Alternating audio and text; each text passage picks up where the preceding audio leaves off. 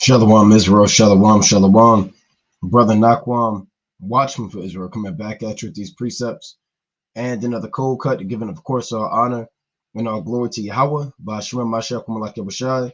Double honor to the elect elders of the house of David that's been in this truth for decades and decades, patiently waiting for the second coming of Mashiach Malak Yahushai. A hearty, mighty Shalom to all of the mighty men of the Most High God who are out on the highways and byways, pushing this truth, magnifying the ministry, and presenting their body as a living sacrifice. Shalom, shalom. Shalom to all of the men that may not be out there on the highways and byways as of yet, but they're working on it. They're getting built up in the spirit. They're praying, they're fasting, they're studying. They're being diligent and abounding in the work of the Lord. Shalom, shalom. Shalom to all of the Aquath out there, the sincere sisters out there, holding it down in the households, reverencing their husbands, being submissive, being diligent, and moving in the spirit of our righteous foremothers. Shalom, shalom. Shalom to everybody tuning in live. Don Israel from Egypt to Israel. Sweet Styles, Aina Shar, D-Bash Branch, Love Pious, Nigel Blends, Nakamaya Shalom, Tapuak, Richard Perez, and everybody else tuning in and that will tune in, Lord willing.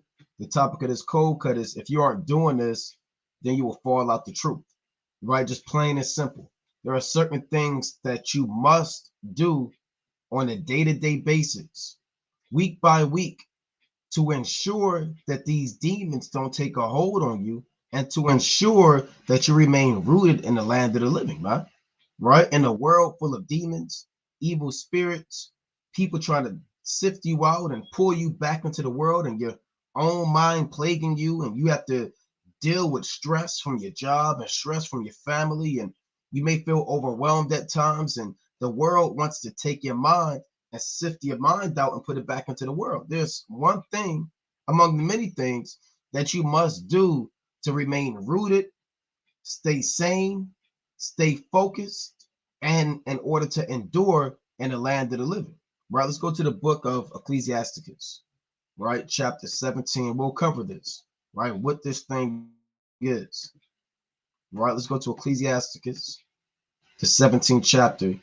We're going to read verse 1, right? On down. Right, so right, chapter 17 and 1. So we have to know first and foremost the importance of meditation, building up our minds, and maintaining focus. And the precepts tell you these things. This is right, chapter 17 and 1. The Lord created man of the earth and turned him into it again. Right? Man is formed of the dust of the ground, and man shall return to the dust of the ground. Right? He gave them few days and a short time, and power also over the things therein. He endued them with strength by themselves, and made them according to his image, and put the fear of man upon all flesh, and gave him dominion over beasts and fowls. They received the use of the 5 operations of the Lord. And in the 6th place, he imparted them understanding, and in the 7th speech, an interpreter of the cogitations thereof.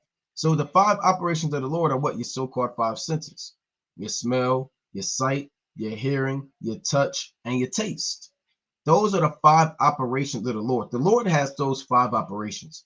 He has programmed those operations onto man when he created man. Man also has a 6th operation and a 7th operation, right? You had that movie back in the day, I See Dead People, with Bruce Willis and that young Edomite boy who was seeing ghosts and dead people, and they called it the 6th sense. Well, your 6th sense is what? Understanding. This what separates man from beast, the 6th and the 7th sense. Right? A beast can smell, touch, taste, hear, see, but a beast doesn't have understanding. A beast does not understand what's righteous and what's wicked.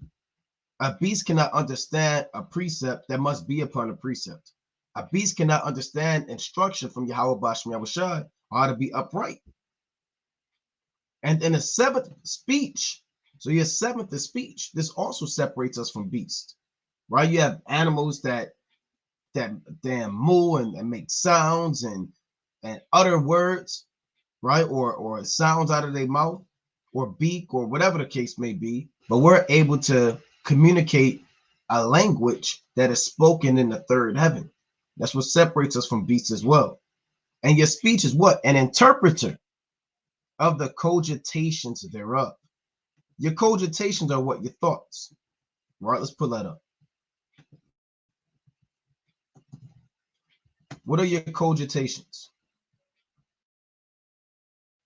The actions of thinking deeply about something or contemplation. So your speech is an interpreter of your thoughts. Meaning whatever you're thinking about, you're going to speak it. The things that you think about in your mind, the Lord has given you the blessing to be able to convey that openly and communicate those things. Rather that's for prayer, exhortation, counsel, conversation, guidance. And if your cogitations are all messed up, that means your speech is going to be all messed up. And how do you maintain your cogitations? By meditating. By meditating in the precepts. Meditation is extremely important, man. We're not talking about the Chinese man yoga or East Indian man meditation, right? Where they do yoga and they bask in the sunlight, man. See, this is what the world thinks meditation truly is. You got to break your knees and your back, man, and make strange symbols with your hands, demonic symbols, to hit your so-called spiritual points, or they call your so-called chakra points, and you have to meditate like a Buddhist, right? And God knows what they're thinking about, man. Meditation truly lies into forming your thoughts and dwelling on spiritual things. That's what meditation is. It's maintaining your cogitations. You have a lot of things going on in this earth, man. Hey, brothers have wives, children, jobs. You may have physical infirmities. You may be thinking about the things to come. There's a lot that goes on in your mind, and you have to know how to compartmentalize. Let's pull that up too, in order to stay focused in its truth. Let's pull this up.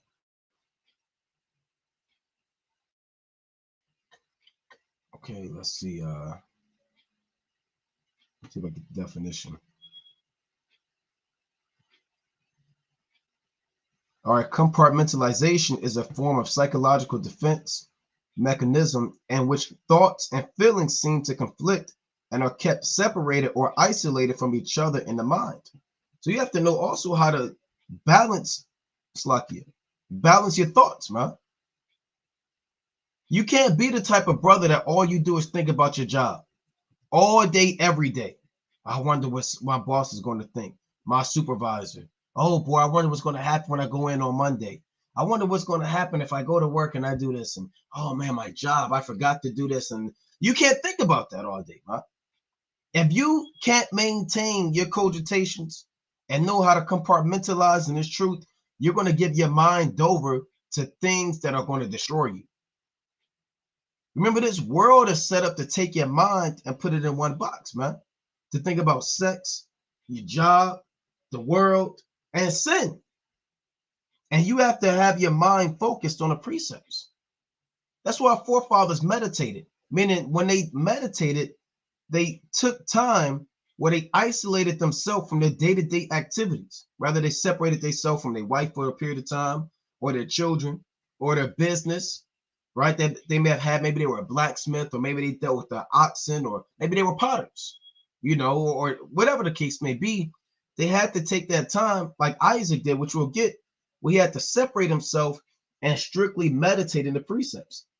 You can examine yourself through meditation. Take time to go isolate yourself and examine yourself, man. What things you can improve on, how you're falling away, what things you can strengthen yourself in, how you can deal with your brother better, how you can deal with your family better, right? That's part of meditation. And then you have meditation where you're also just dwelling on the precepts. Maybe it's a lesson that you may have heard. And if you don't meditate on it, you'll lose it. There are many spirits trying to get into your mind and try to take you out, man. Right? We already deal with sin that's embedded in our mind from the beginning. Right? Let's go to 2nd Ezra chapter 4. Right? Second, and it's Slakia. It takes time and skill to compartmentalize, man. Right? Because this is a society where it's moving like this, man. Right, Jake? You're always busy. You're always busy. If it's not one thing, it's another. Your car might break down, then you got to go to work. Then you're dealing with all of these things at the plantation. You got to go home, and you got this on your mind. You got this on your mind. So this is a fight, man. And it all starts up here. Like we read in Sirach chapter 17, speech is an interpreter of the cogitations thereof. So you know what's on their mind based off of what they speak. And your words become your actions. I believe that's even a saying in the world, man. So it all starts in your mind. And that's the fruit that you bear. Because you're only going to speak about what you dwell on. The Lord said, before I get that, from the abundance of the heart, the mouth speaketh. So if you're dealing with somebody and all they do is talk about the NBA, they talk about the draft, they best starting five, who's the best, Michael Jordan or LeBron, the latest shoes coming out, the damn summer league, and who's going to win MVP or who. If that's all they talk about, what do you think they're thinking about? The same damn thing, man. You know, but then you may have a brother, all he do is talk about the precepts, wisdom, knowledge, instruction, righteousness, because that's what that brother's thinking about. He has trained his mind to block out the things that are unprofitable and to do the things that are profitable. Right? Luke chapter 6, Satan to play on your mind, man. Make you doubt, make you not feel like you're a man of the Lord, make you not feel like you're not doing enough, make you feel like you want to give up and faint, and you got to fight it. It all starts up here. If you don't fight it, then next thing you know, you send in the text to brothers saying, I don't know if I can do this anymore. I don't know if I can endure. You got to fight it. St. Luke chapter 6 and 45. A good man out of the good treasure of his heart bringeth forth that which is good. And an evil man out of the evil treasure of his heart bringeth forth that which is evil. For what? For of the abundance of the heart, his mouth speaketh. You see that? So if you're a good man, a wise man, a righteous man, you're going to bring forth that which is good, right? You're going to talk about order, how we can build up the nation, what more work can be done, what's the next city we should hit and travel, where's the next camp we have to set up, how can we check on the brotherhood, what more can we do to increase the name of Yahweh Shem Yahushai, man? Are our families in order? That's what a brother should be thinking about. And you're going to bring forth that which is good. Wise words and counsel, you know, precepts and understanding. But an evil man, out of the evil treasure of his heart, man. So certain brothers have evil treasure in their heart. They're thinking about another man's wife. All they do is think about their job, sex, lewdness, getting drunk, folly.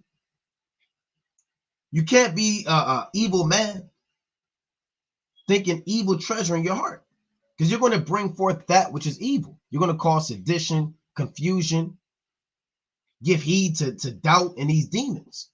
Why? For the abundance of the heart, his mouth speaketh. Right? So it all starts up here, man. Your thoughts are going to play a part on what your day-to-day conversation is. Now, when it says your heart, it's not talking about your organ in your chest. A lot of brothers know that, but you know, some brothers are new, they may not know. Your heart is talking about your mind. The Hebrew word for heart is lab, right? L-A-B. Lab means mind or heart. All right, so let's actually get that. Let's get that in Mark chapter 7. So you have to maintain your heart. And really, well, I'll hold that point.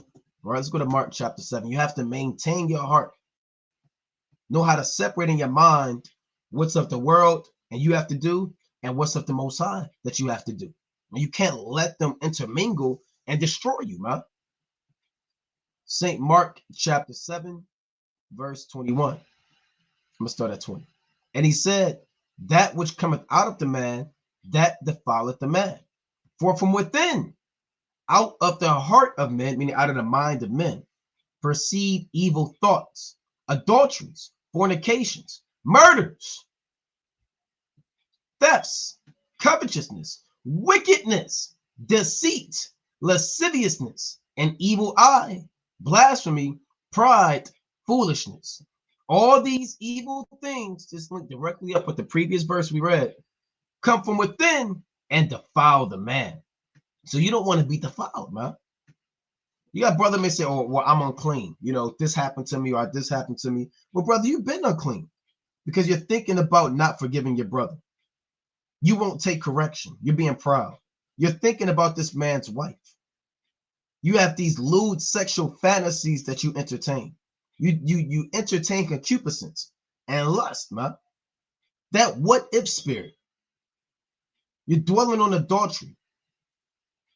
You're meditating on what lewd pornography site you're going to watch later, man. At the camp. You know, the Sabbath is about thinking of Yahweh Basham Yahushai and keeping that day holy, but all you want to do is dwell on your so-called job, man. And this woman at your job. That's an evil thought. And the Most High is going to get up with you, man. These thoughts are going to come in, like I was going to go into in 2nd Ezra 4. We're already dealing with the evil seed, man. Right? You know, the odds are against us. That's why it's a fight in its truth. It's a fight to maintain your thoughts in righteousness, man. It's easy to give into doubt. It's easy to get depressed. It's easy to have these thoughts, to have you be enraged and not forgive your brother or think about lewdness and lust. It's easy because Satan works on the mind. And you have to fight, man. 2nd Ezra chapter 4 and 30. For the grain of evil seed hath been sown in the heart of Adam, Slakia. For the grain of evil seed hath been sown in the heart of Adam from the beginning. And how much ungodliness hath it brought up unto this time? And how much shall it yet bring forth until the time of threshing come? See that? So we already have an evil seed sown in our mind. See, Adam went off, and a lot of people who may not truly understand Yahweh Basham Yahushai, they always say, well, Adam bit the apple. Eve bit the apple, and Adam shouldn't have bit the apple. He should. Well, look, the Most High has downloaded sin into Adam's mind from the beginning. He has been programmed, for lack of better terms, to go off at a certain period of time, regardless of what his desire is to do. You know? And guess what? That evil seed didn't just stop at Adam. That evil seed was watered in process of time, began to be rooted as the generations passed by, so much so where that seed became a plant, that plant became a tree, that tree bore branches and boughs, and process of time, leaves have sprung forth, and now there is fruit. That's also in our minds too, man. That's what the Lord means when it says, how much ungodliness hath it brought up? Because the seed grows as time goes by. That evil seed in Adam has increased as generations have come on the earth. You know, from the time of Ezra, around 457 or so BC till 2023 AD. How much wickedness is still on the earth? If evil was in Adam's mind back then at this level, how much more in 2023? It's at this level, man. Adam couldn't think about the things you're thinking about, man. You know, he didn't have those things around him. He was in a different world. He was in what they call the elder world. So Adam didn't know about pornography, weed smoke, crack, lewd, masturbation, just freaking off, getting drunk, going back in the world. He didn't have these concepts to even dwell on. So these are the things that we have to deal with, man. So the odds are against us. So we have to understand that and put forth the fight in order to stay rooted in his truth mentally, man. Right? Let's get the classic. Jeremiah 17:9. Right? Jeremiah, remember, Yahweh Shah said it best. These are the things that come from within and defile the man. You have to go back and read that account and see if these are the things that you dwell on. Are you the type to dwell on having an evil eye? Are you the type to dwell on fornication, another man's wife, going back in the world, lewdness and sex and folly? What do you dwell on, man? What are your thoughts like on a day-to-day basis? Right? Jeremiah chapter 17 and verse 9. The heart is deceitful above all things and desperately wicked. Who can know it? Meaning the mind is deceitful. This links directly up with 2 Ezra chapter 4. Because your mind will tell you 1,000 things at once. It's been programmed to have you go off. It's unstable. One minute you're happy, the next minute you're angry. One minute you're stressed, the next minute you're in mirth after you drink a glass of wine. One minute you're vexed at cat, the next minute, hey, things might change, man. I, the Lord, search the heart. I try the reins, even to give every man according to his ways and according to the fruit of his doings. So what does it mean I search the heart? The Lord reads your mind on a day-to-day basis. He searches it with the angels, right? And they travel through your spirit to see what you dwell on. Do you really want to be in this truth? Do you really want the kingdom? Or are you just thinking about sex all day? What you're going to do after the Shabbat? How you're going to get your rocks off? Where the bottle of Hennessy is going to be at? Thinking about the big promotion all day at your job, man. All you do is just dwell on a big promotion. Your 401k plan. Hours and hours and buying a new house. But you don't think about the precepts. You don't really think about your Yahushua, how to make your body a living sacrifice. What more you can do for this truth? How much you can uplift your brother? How to get your family in order? How you can be more zealous, righteous? Your prayers? How to increase in fasting? To dwell on your studies? The Lord searches the heart, man. Puts you on trial on a day-to-day basis. And he tries the reins. Right now, the reins is a spiritual way of saying the inner man and the spirit. Right? Let's pull this word reins up. Here's the reins, right? H3627. It says kidneys. It's not an actual kidney check. Right? But remember, in the ancient world, organs were associated with emotions and feelings. That's why the translation in the English says heart. But we really know it's lab in the Hebrew, which means your mind. Because your heart, the organ in your chest, has been by other nations and Esau, Egyptians and the Greeks, as an organ equated with feelings. Right? But we knew in the spirit as a people that it was always talking about your mind. But it says kidneys, physical organ. Your Lord is not searching your physical organs. Right? Here's a good definition right here. A seat of emotion and affection, figurative. Because those are the insides, the inner man. Right? But you do have the word heart being used or kidney. When you go back into that, let me pull this up. Here's some quick insight on why the word heart is used for thoughts and emotions. Because the Lord searches the heart. And that doesn't mean, okay, I need to get my heart checked and I gotta go and get an MRI. No, that's not what it's talking about. So this is from ideas.ted.com.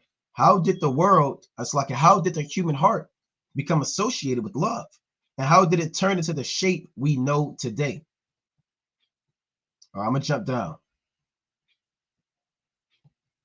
As far back as the ancient Greeks, lyric poetry identified the heart with love and verbal conceits. Among the earliest known Greek examples, the poet Sappho agonized over her own mad heart quaking with love. She lived during the 7th century BC on the island of Lesbos, surrounded by female disciples.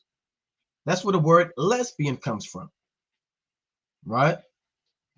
Surrounded by female disciples for whom she wrote passionate poems.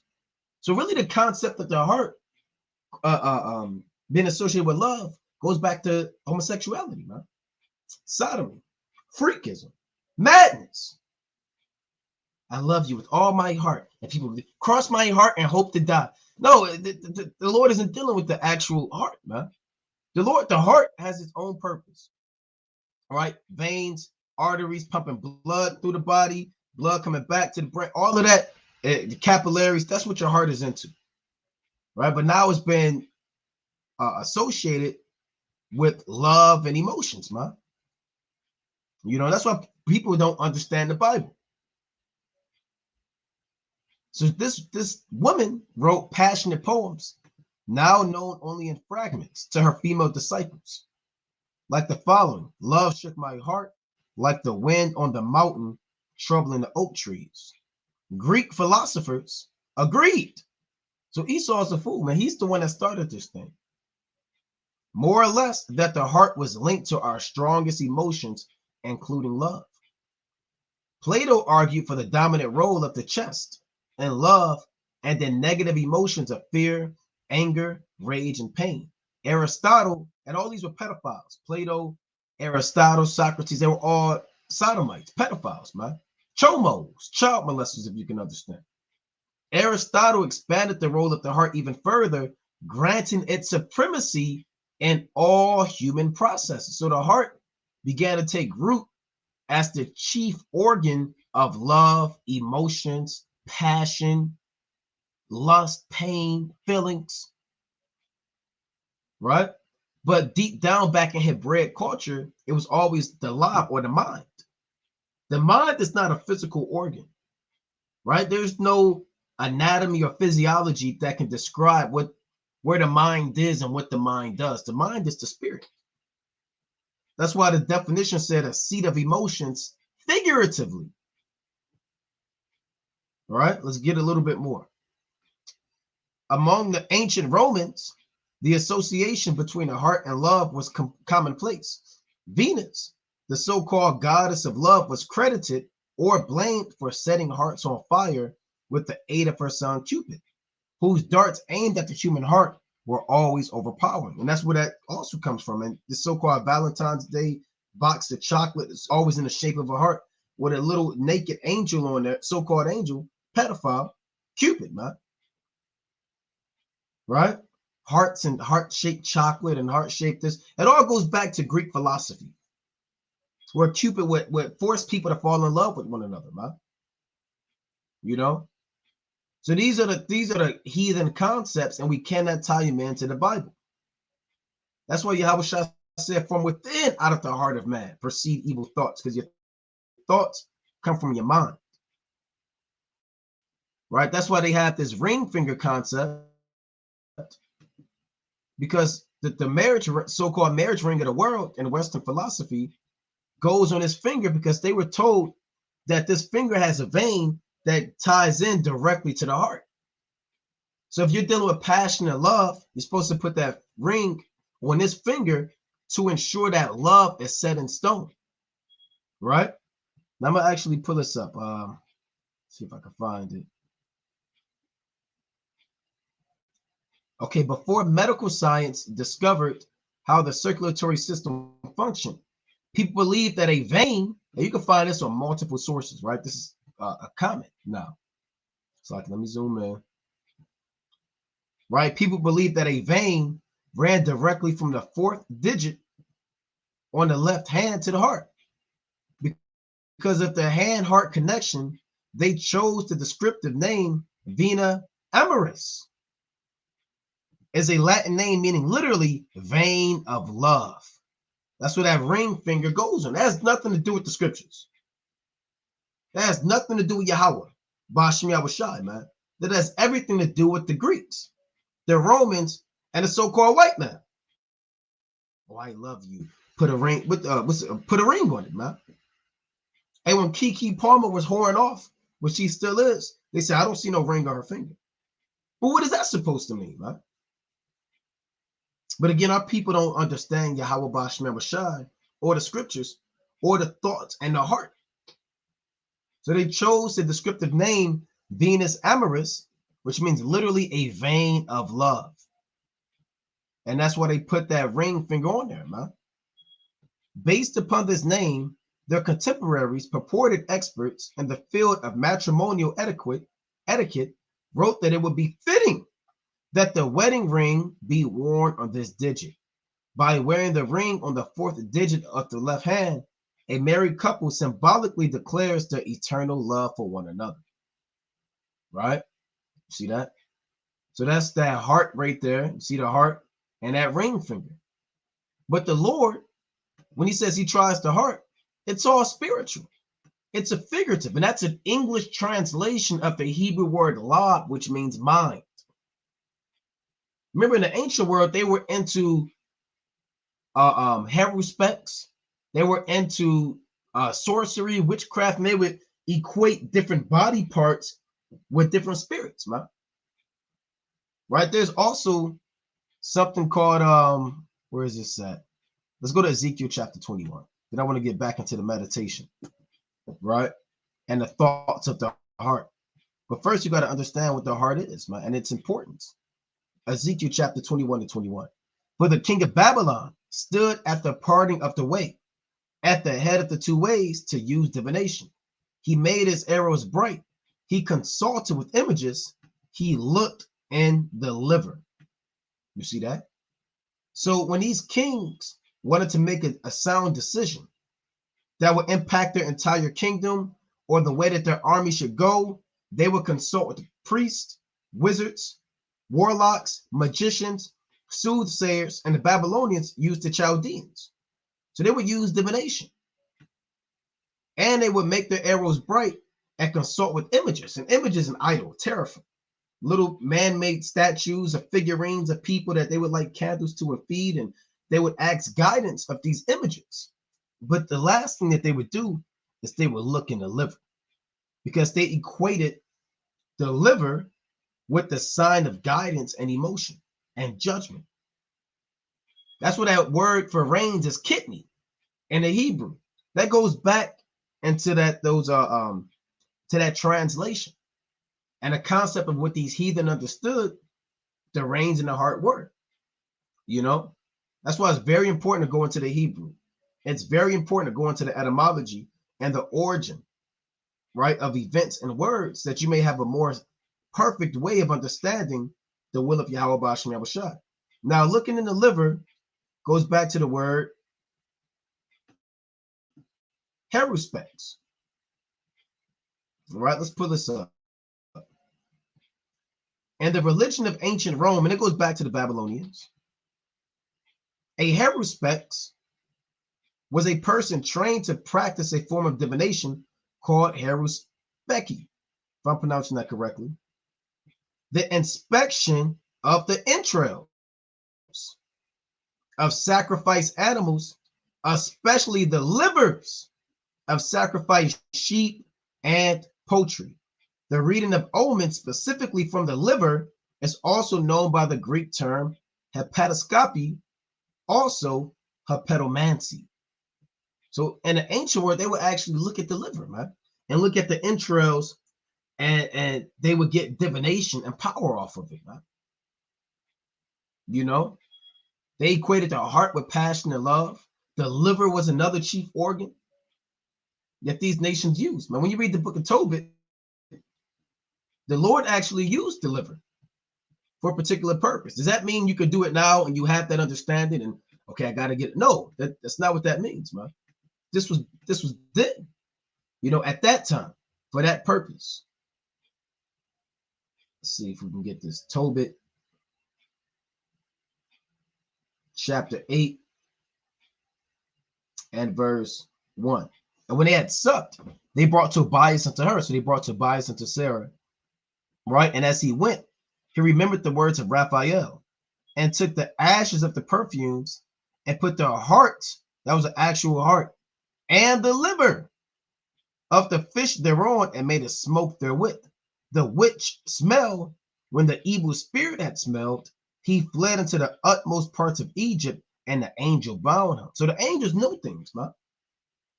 Does that mean you can do that now?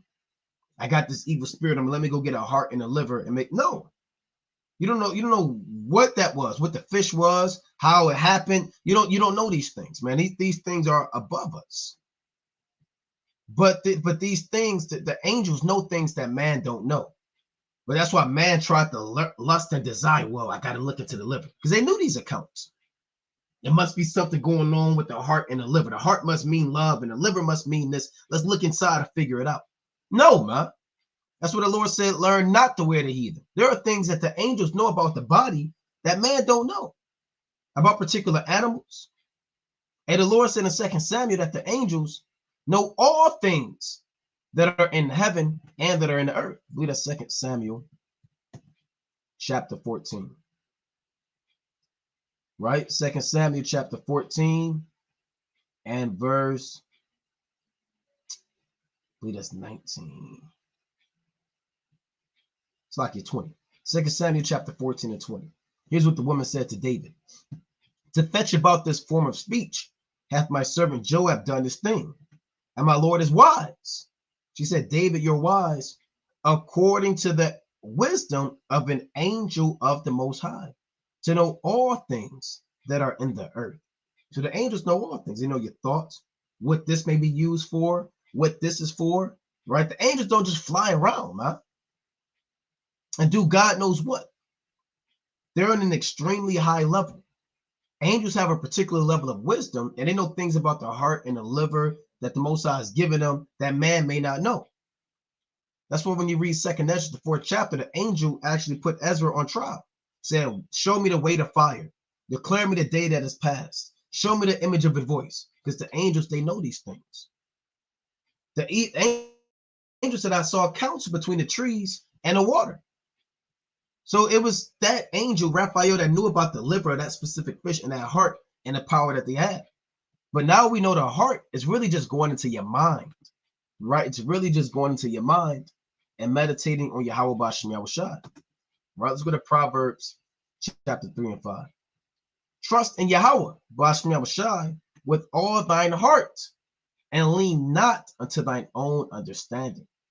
Right? So you have to have your whole soul invested and trusting that the Most High is going to lead you in the right direction. Every decision, every step you take has to be rooted and seeking counsel from Yahweh B'Shem Yahushai. Right? Let's go to the book of Luke, chapter 21 and 14. Right? I have some precepts written down I want to go into. Let's go to Luke 21 and 14. Settle it therefore in your hearts, not to meditate before what ye shall answer. So the Lord deals heavy with meditation. He even told the apostles, look, when you get delivered up before these Gentiles, these kings and governors, don't meditate in your heart, meaning your mind. You can't meditate in the actual organ. So that shows you that right here. Don't premeditate on what you're going to say once you're delivered up. You don't have to write some grand speech or, have some recorded tape you're going to listen to over and over in order to tell, these leaders of the world where they could go. No, the Lord is going to give you, it's like those thoughts at that set time, right? But meditation is paramount. Let's go to Genesis chapter 24, right? Genesis chapter 24 and training your heart. Genesis chapter 24 and verse 62. And Isaac came from the way up the well of Laharoy, for he dwelt in the south country. And Isaac went out to meditate in the field at the eventide, and he lifted up his eyes and saw, and behold, the camels were coming. So why did Isaac go out to meditate in the field? Because we're sheep. We have the same spirit as a sheep. Israel is not a man of the mountains. Esau likes the mountains, man. Right? He's an eagle. When you read the description of an eagle in Job, which I'm about to get, Lord willing, you read the description of a sheep. Esau is an eagle with the same characteristics and a spirit of an eagle. An eagle has an actual spirit, man. That Esau, every beast has a spirit. The sheep has a meek, humble, lowly spirit in the grass in the field. The eagle has a proud, violent predator spirit that dwells up high in the mountains. So it's fitting for a Hebrew, one of the sons of God, to choose the field to meditate. Esau likes to climb up in the sky and jump out of the plains and go to the crag of the rock. Let me get that in the book of Job. So it's important to understand that we are the sheep. Sheep don't dwell in confined places all day. Hey, guess what? It will vex a sheep to be in the mountains, man. It would irritate his spirit to walk on asphalt and concrete all day. To be confined in a damn cubicle all day. You got to get away, man. Sheep like the open pasture. We have the spirit of a sheep, man. A sheep spirit would be vexed if it wasn't in an environment that the Most High created it in. So that teaches us as sheep, we should be out in the field. It's okay to get away sometimes, man. You know, sit by the water, find a park. That's part of your spirit that's in you. It's not something, you know, oh, I don't know if I, no, it's part of us, man. You know, that's why Jake liked to go outside all the time. They sit on the porch, on the balcony. In the ancient where we sat on the rooftop with the battlements, we're known for being at one, what they call nature, man. You know, Esau's against nature. He's cutting the trees down, destroying the water, destroying the air, enslaving the animals, making zoos, locking up the sea creatures and putting them in aquariums and charging you $95, man.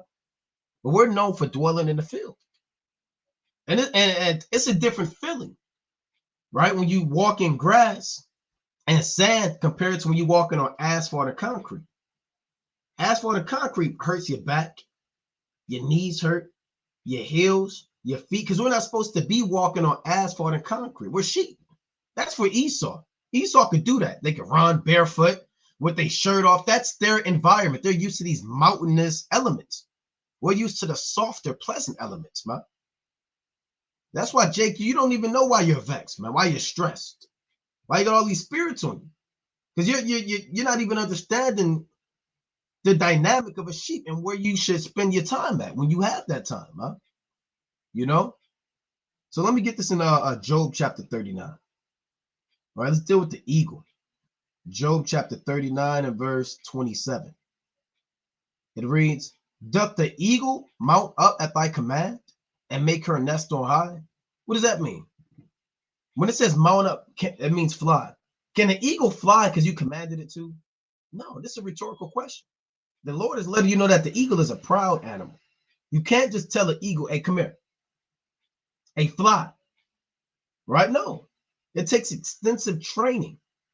And some people can't even train eagles. They can only train a falcon because the eagle is violent and the eagle will not take instruction. So the Most High is letting you know the spirit of an eagle, similar to Esau, who refuses the instruction of his maker. So it reads, doth the eagle mount up at thy command and make her nest on high? She dwelleth and abideth on a rock, upon the crag of the rock and the strong place. So that's the natural comforting environment of an eagle, not for a sheep. The eagle has been created to dwell in the mountains, to dwell in these caves. Similar to Esau. Esau, these big cities are for him, man. The skyscrapers, the asphalt, the concrete, the bricks. You know, that's his thing. He literally replicated the mountains into these cities. So you walk in New York or LA, right? Or Baltimore. Go downtown to a major metropolis and it's nothing but mountains, right? You may call them skyscrapers, but they're really just mountains, high mountains walking in the low ground, man. That's all it is. And it's a place for eagles. It's not for sheep. Why? It says, from thence she seeketh the prey. Her eyes behold afar off. So they do that to seek after the prey. And we're the prey, man. That's why Isaac went out in the field to meditate. I believe there's something called, I believe it's called grounding, right? Or things of that nature, where people actually go out and they put their feet in the earth and allegedly it does something. I'm not sure how true that is or not, right? Let's see if I can find that. I believe it's called Slovakia. Let me see if I can get this definition. See that? Grounding, also called earthing, is a technique that involves doing activities that ground or connect you to the earth, right?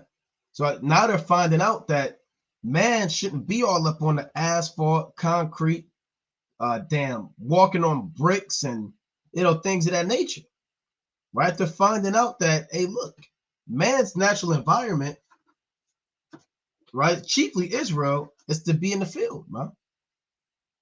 Right? They're finding this thing out. Now they're doing research. That's why, Jake, you're comfortable at these cookouts, at the park, sitting on the porch, man, at the beach. That's what they call it now. Earthing or grounding. Direct physical contact of the human body with the surface of the earth. Reduces blood viscosity, improves cardiovascular health, better sleep, reduce pain. Jake, that's why you're all stressed out, man. You're stressed out because of the food, got these chemicals and elements in it. Your job is vexing you. Your health is all jammed up, and you're just doing God knows what, man. And I love going to the beach, man. I don't like going to crowded beaches with a lot of people because it's a lot of lewdness and madness, man. I like to go to the beaches when there's nobody really there, man. Might take the family up there, and you kind of just sit there and meditate, man. You got the water crashing against the beach. It's quiet. You need to escape too, man. And relieve your mind. This is why Isaac had a lot going on. Remember, he inherited everything that Abraham, his father, had. So he inherited the army of 318 men, right? Abraham inherited all of the servants, all of the women servants, the cattle, the sheep. He had a lot going on, man. He wasn't just a guy just walking with a staff in his hand. He had an enterprise. He had big businesses. So he had to go meditate in the field at the eventide. So what was Isaac meditating on? He was meditating on the precepts, right? Let's actually get that. Let's go to Sirach, the 6th chapter. He was meditating on the precepts. Now you can say, well, he didn't have a Bible. He didn't have an Old Testament. Well, he didn't. So he was meditating on the precepts, meaning the instructions that his father gave him. Because remember, Isaac knew the law.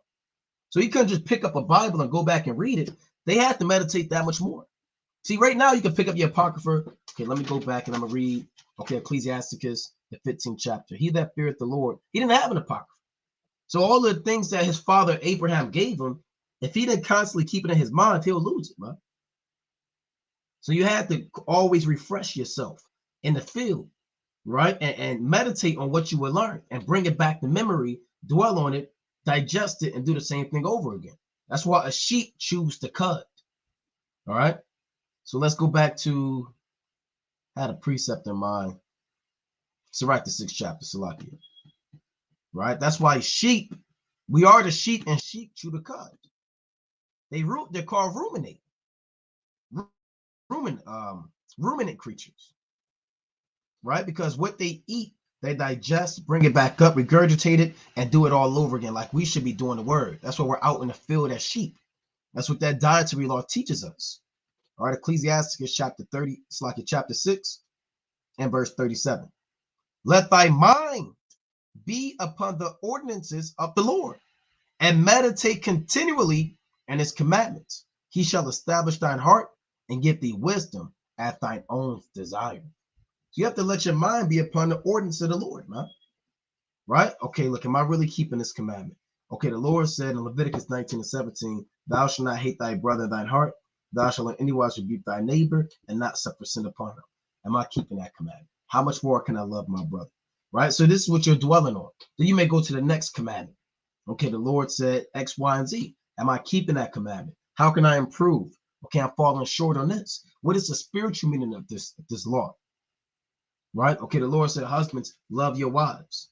Am I loving my wife enough? Ephesians 5:26 says that. What's another precept that links up with that? Okay, well, this scripture in Genesis says this, and Isaac, so you're linking up the precepts in your mind, right? There's a lot to go into, man. That's why we went into that word compartmentalization. meditating on the precepts and linking them up with one another. You may be dwelling on the breakdown,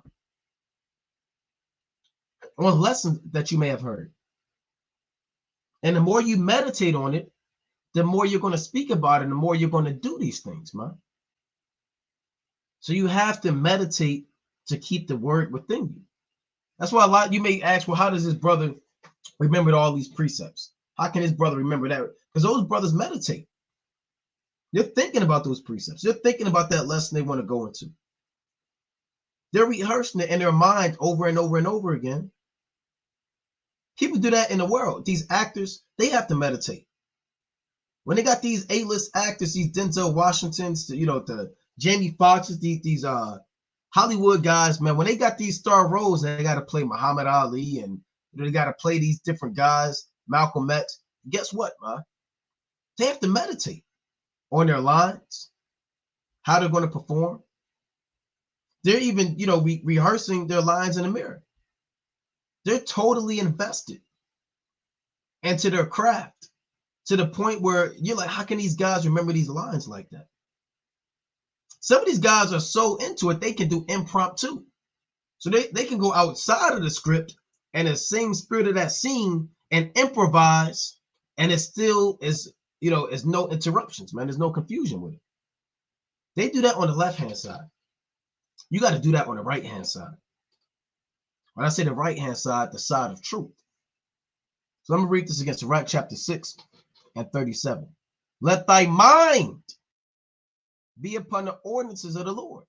It didn't say let your mind be on the NBA playoffs all day, right? On the big promotion at your job all day, right? Your tax season, your 401k plan. Just thinking about getting another wife all day. You're just on social media freaking off all day, lusting for a woman. For a woman, you just, you're just looking for a husband, yearning, going through all of the brothers' profiles, right? Scrolling and scrolling, man. You should be wondering about how you can better serve the Most High. So it reads, and meditate continually in his commandments. He shall establish thine heart. What does it mean, he shall establish thine heart? He's going to build your mind up. Because don't you know the Most High, he's the one that puts the thoughts in your mind? He's going to give you over to what you think about. If all you dwell on is lust, you're going to give heed into lust. If you're dwelling on how to be a better father, better husband, better servant, better brother, how to build up the nation, how to be a better minister, how to increase your people, the Most High is going to give you over to that, right? It reads, and give thee wisdom at thine own desire. Meaning, whenever you want wisdom, since you've been meditating in the law, the Lord is going to just liberally give it to you, right? At his own discretion, right? Let's go to the book. Let's go back to Genesis 24:63. So Isaac went out in the field to meditate at the eventide. All right. Why? Because we're sheep. Let's go to Psalms chapter 23. Right? Sheep love the pastures, man. Right? There's no greater spot for a sheep to be than a pasture. Psalms chapter 23:1. Yahweh is my shepherd, I shall not want.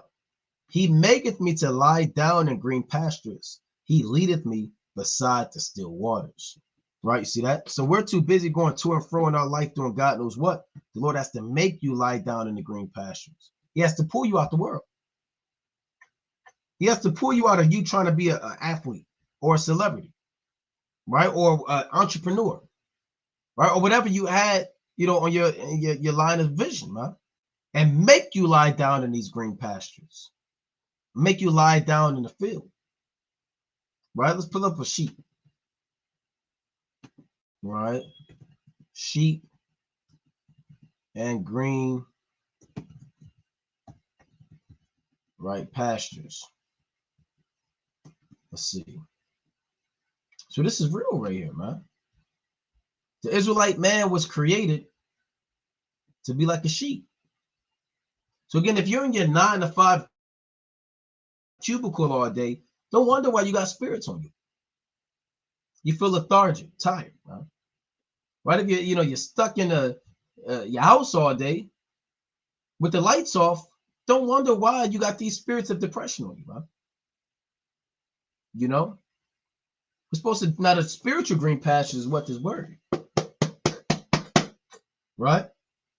It's the word of Yahweh Shem Shine. You're supposed to eat this word. And you're supposed to eat like a sheep eats. Remember, a sheep has 4 stomachs.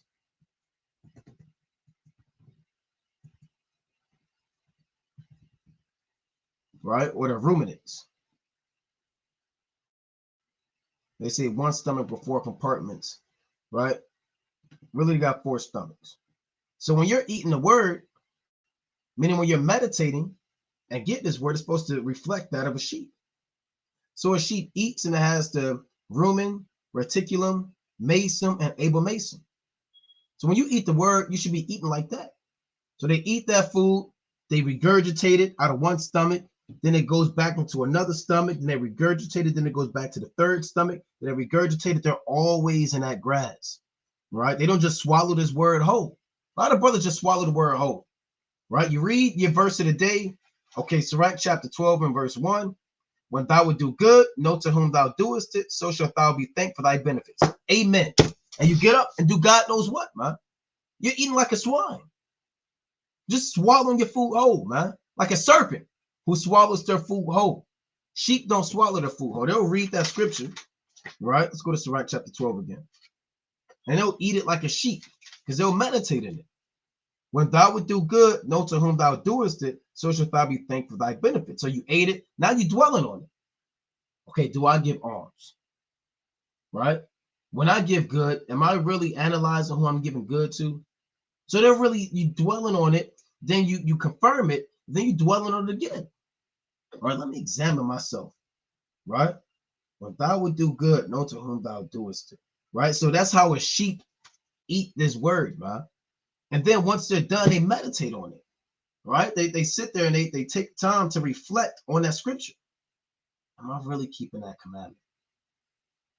How can I improve in that law? What are other precepts that speak of alms? What are other accounts that speak of charity? Tobit did this. Am I doing that? So that's you regurgitating, eating, chewing, dwelling on it. Don't just eat your food whole in this green pasture, man. See, that's what this society is about. They're about fast food, Burger King, McDonald's. Everything's quick. You eat it and you're moving on, man. It's a fast-paced hustle and bustle, man. Even on a physical level, man. All right, you scarf your food down. You got to get up. You got people, damn, taking a bite of their damn waffle and they running out the door to go to work and everything's out of order. And that's how we, our people accept this word, man. They live like these other nations. You live like an eagle. You don't eat like a sheep. Isaac was a sheep. We are the sheep, right? Let's get another account. Let's go to the book of Mark. Right, let's go to Mark, the 6th chapter. And Yahweh Shah made us dwell in the green pasture.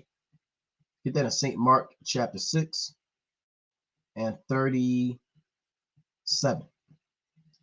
It reads, he answered and said unto them, give ye them to eat. And they said unto him, shall we go and buy 200 penny worth of bread and give them to eat? So these are the multitude of the sheep that were hearkening to the words of Yahweh Basham Shai, right? The multitude of the sheep, and Yahweh Shai didn't want to send them away fasting. So he said, let's feed them. He said, well, the apostle said, well, we don't have enough to give them, right? He said unto them, how many loaves have ye? Go and see. And when they knew, they say 5 and 2 fishes, right? 5 loaves of bread and 2 fishes. And he commanded them. And this is literal, but it's also on a spiritual level. It's about this word, man. Right? It reads, and he commanded them to what? To make all sit down by companies upon a what? Upon a green grass. Well, why the green grass? Why not take them to Rome, have them sit down on cobblestone? Why not on brick, asphalt? Why the green grass? Because Yahweh Basham Shai knows his people, man. He knows that we are the sheep. He knows that this is a spiritual representation of us eating of this word. And this is written for our learning. So whenever we're going to receive the 5 and 2 fishes, we should be sitting down upon the green grass. They sat down in ranks by hundreds and by 50s. And that's spiritual because we are an army. You have captains of hundreds, captains of 50s, captains of tens, captains of thousands, right? Hundreds of thousands, thousands of thousands. So this is a spiritual representation of how we should be eating and receiving the word. And part of this eating the word is being a sheep and eating like a sheep. So that's you hearing the word, receiving the word, accepting the word, digesting the word, and meditating in the word. Then you do the same thing all over again, right? So you're going through these 4 compartments. Where's that sheep at? Like the sheep, as you meditate in these scriptures, all right? That's why you have to understand the beasts of the field that they may teach us, right? That's in the book of Job. That's Job, the 12th chapter.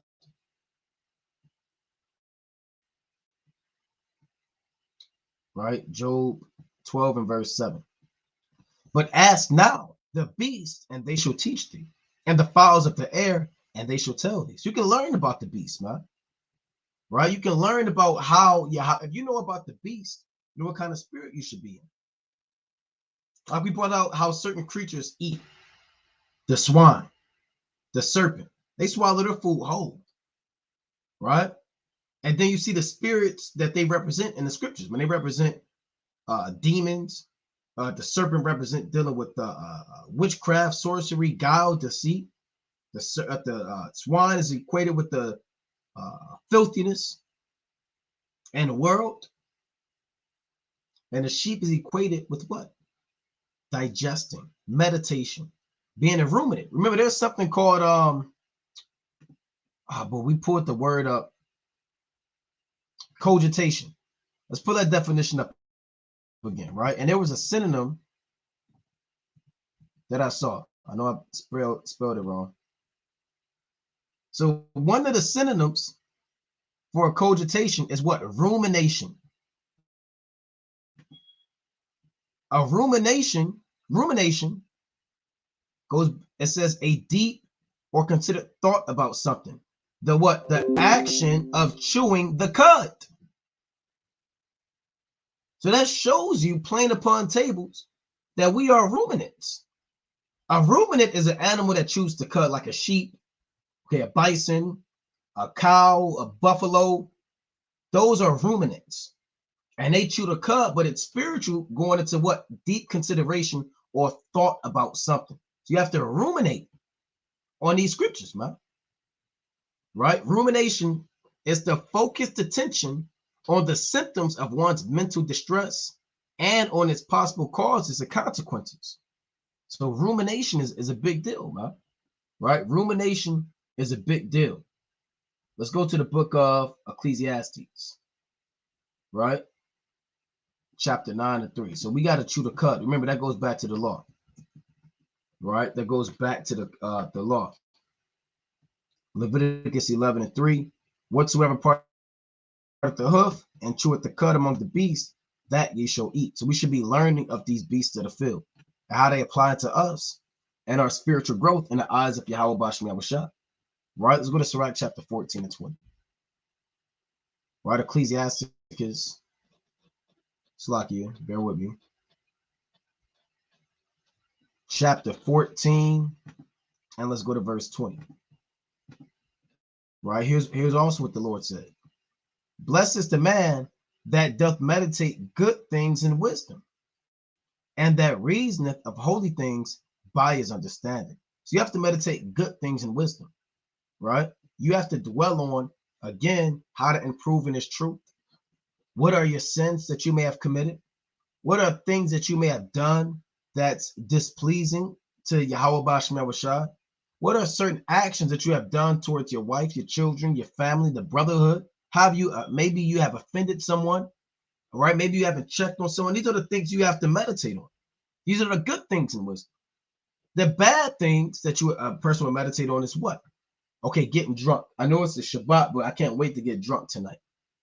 right? Oh, I want to take this brother's wife from him, right? Well, I want to dwell on my job all day and how to be a better worker, a co-worker for my supervisor. That's off, man.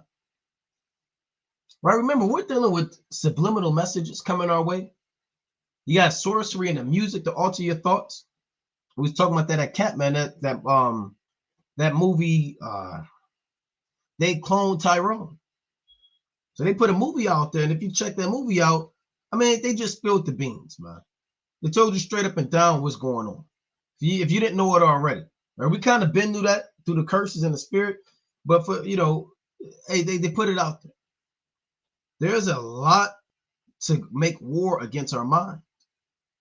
From the music to the food that you eat, man. I mean, you look at the back of these labels and some of this food. I mean, God knows what's in it, man, and what effects it may have on your mind and your body, right? And it's throwing you off, man. It's throwing your judgment off. The music is off. They actually put warlocks into a lot of these studios. Now you can say, well, I don't believe that. That's a conspiracy. That's far-fetched. Well, guess what, man? That stuff is real. You're at war right now.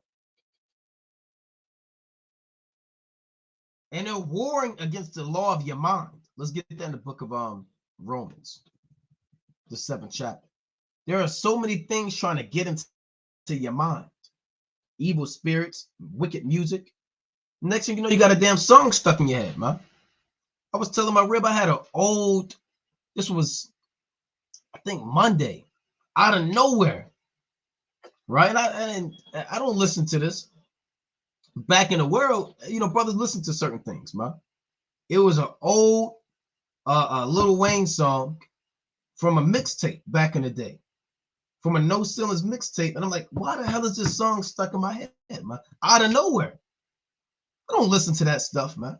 That madness and folly, but a damn demon just manifesting, like that's Satan just popping in my damn mind, man. Next thing you know, you got a song stuck in your head.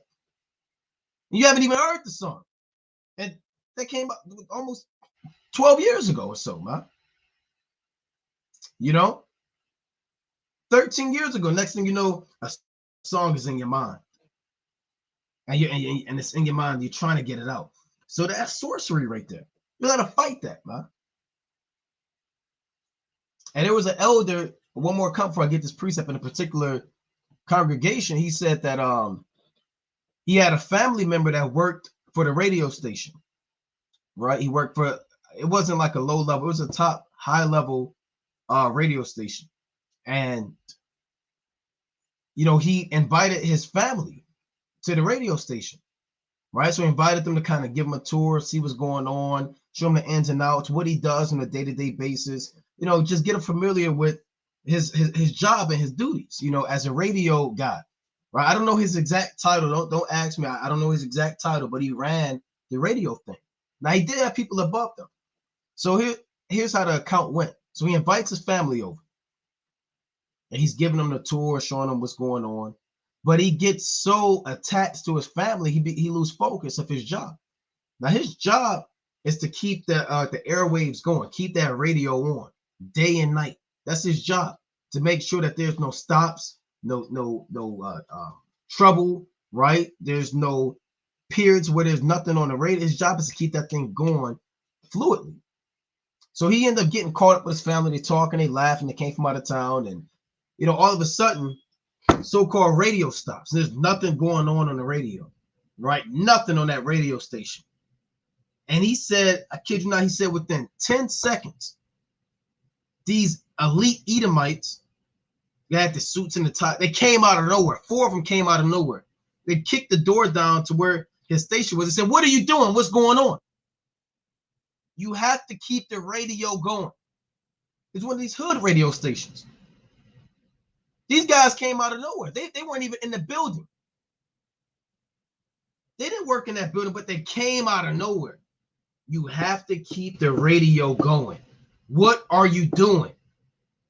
Right? And now we know why they did that, man. This is a real account. These guys came from God knows where in 10 seconds.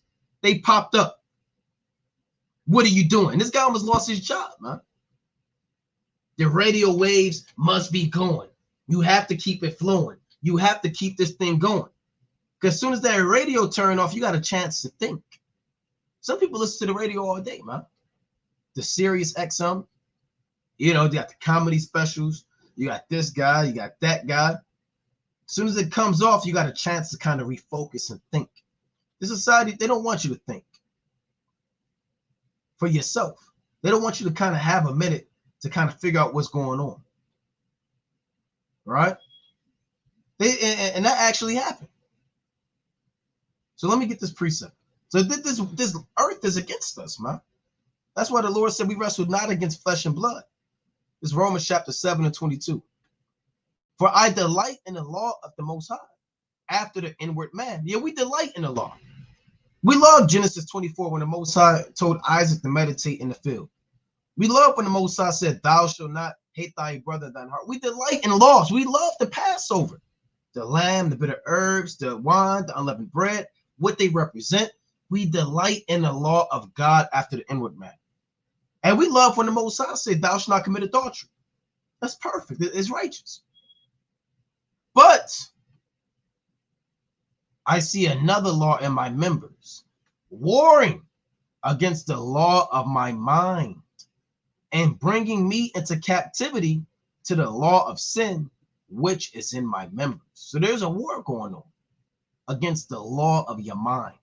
Your flesh wants your mind to think wicked thoughts, to freak off, to sin, to do God knows what. And sometimes brothers forget about that war. You're too busy thinking about the Edomite in front of you, man, and your supervisor.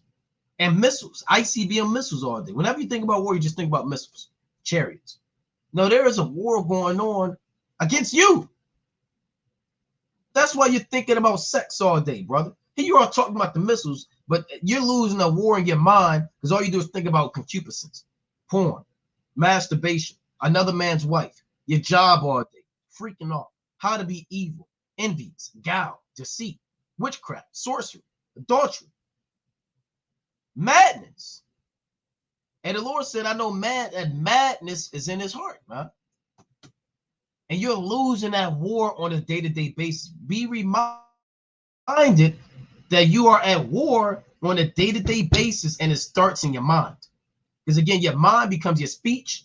We read that in Luke 6 and 45, and then your speech becomes your actions. Ecclesiastes chapter 9 and verse 3. There is an evil among all things that are done under the sun, that there is one event unto all. Yea, also the heart of the sons of men is full of evil, and madness is in their heart while they live, and after that they go to the dead. See that? The Lord said all men die. The one event is death, right? Whether you're righteous or wicked. All men have this in common, and that's an evil done under the sun. Also, the heart of the sons of men is full of evil, and madness is in their heart while they live.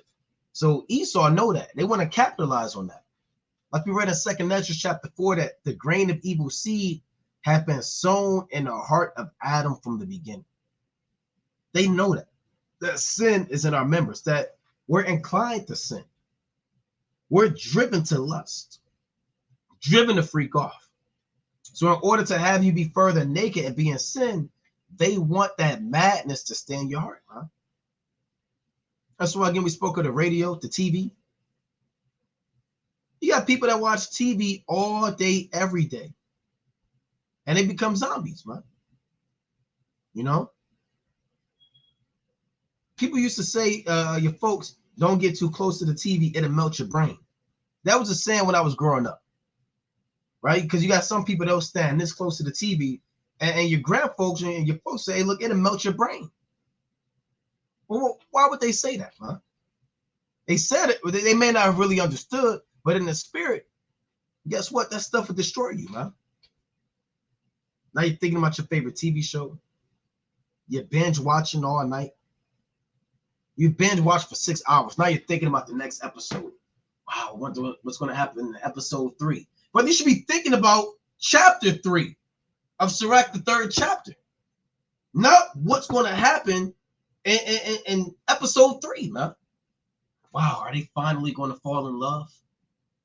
No, they're not going to fall in love because Tony, remember how Tony dealt with Rachel, and you're just thinking about this, and now you're talking about it. Now you found some open forum website where all you do is talk about the latest episode, man. Boy, Tony and Rachel, are they really going to get together, man? He shouldn't do that. He's not the man for her. He is not. Tony could do better. Man, when Rachel was dealing with Brad, and you're dwelling on this, man. Now you're watching the behind the scenes clips of these TV shows. You're watching the bloopers, right? You're seeing what other movies these people are in. You're looking for the next sequel.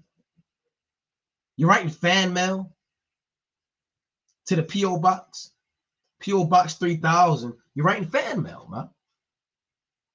Now all you do is dwell on this TV show.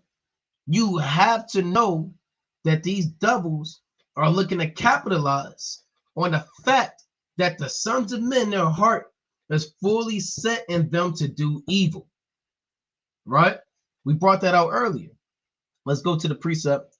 Let's go to Nehemiah. Actually, let me get this. Let me get the classic first. Ephesians chapter 6 and 12. I'm going to start at 10. Finally, my brethren, be strong in the Lord and in the power of his might. Put on the whole armor of the Most High, that ye may be able to withstand against the wiles of the devil.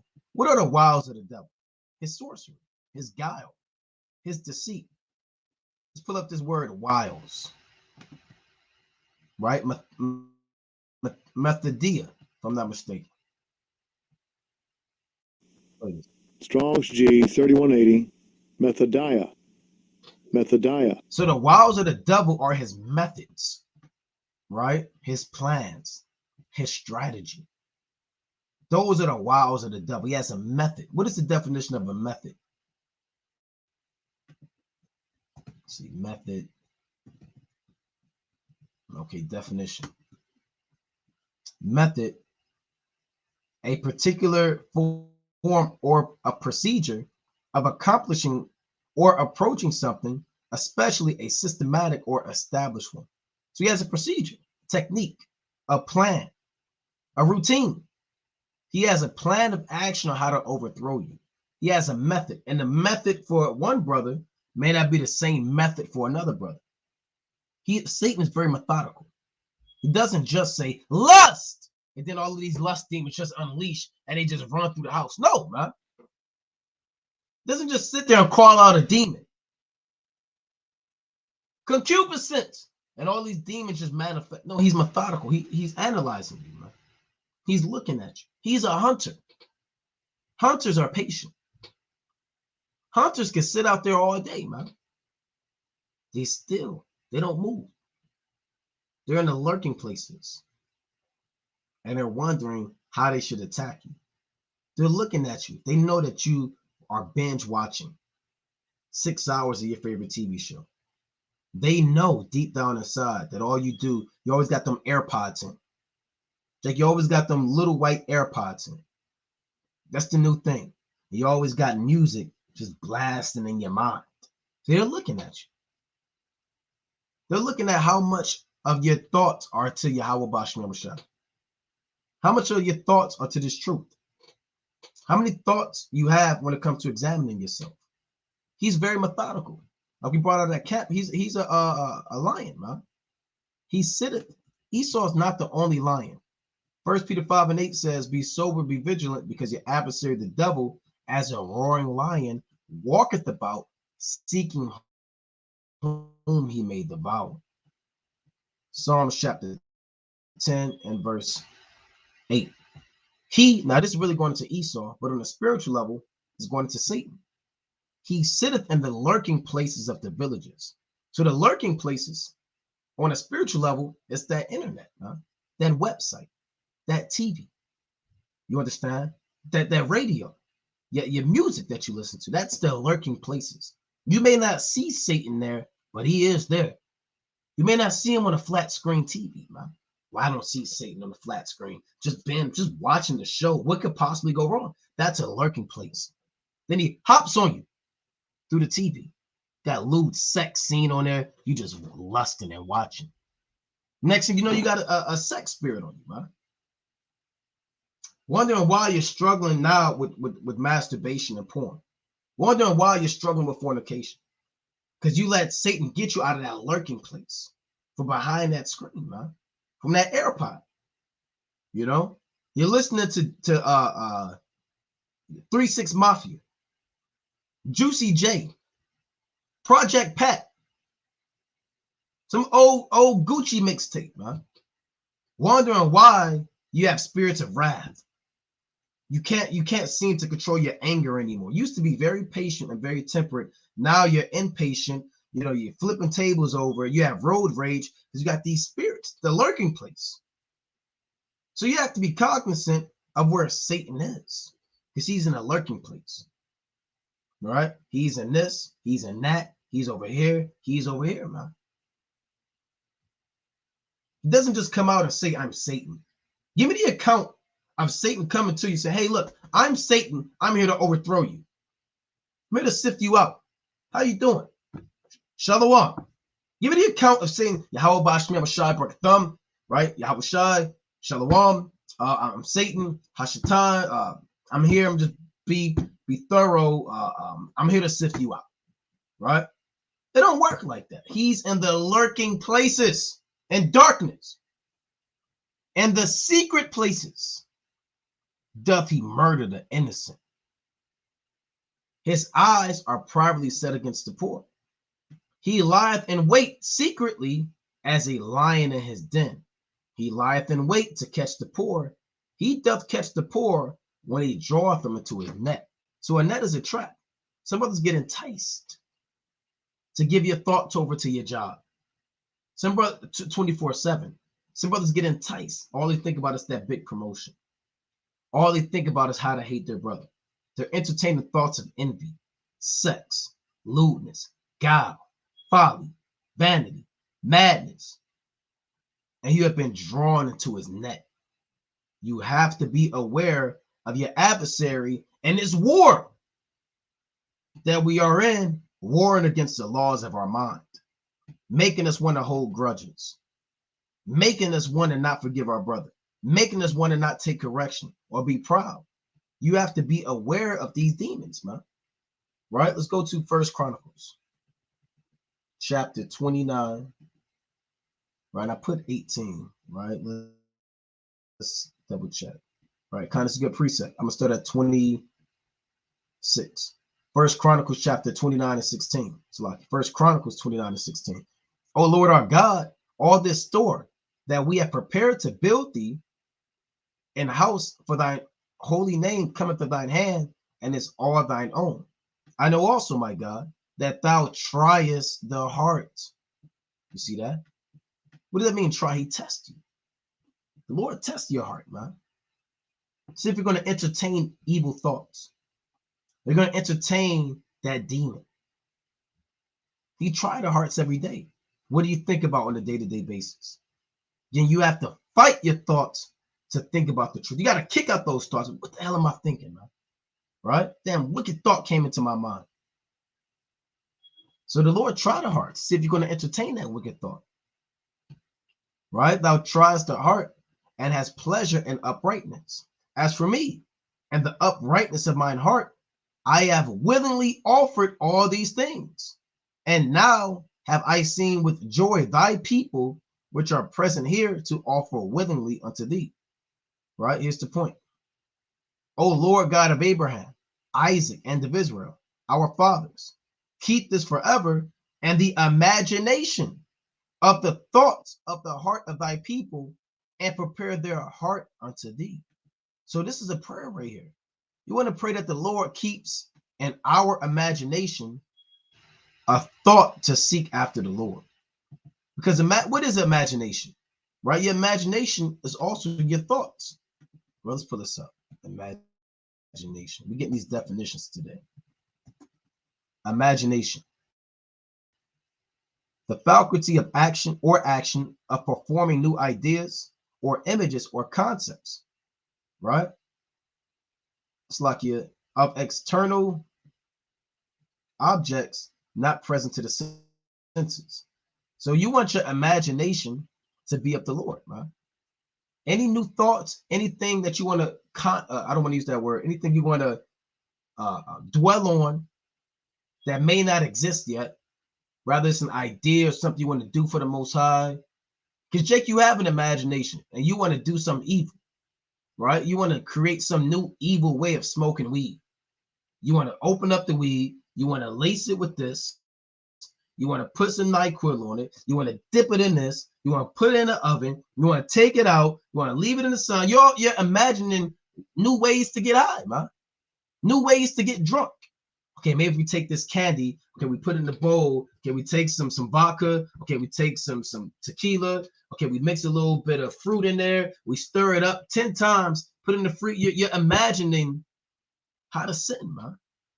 That's what the majority of Jake's wicked thoughts are.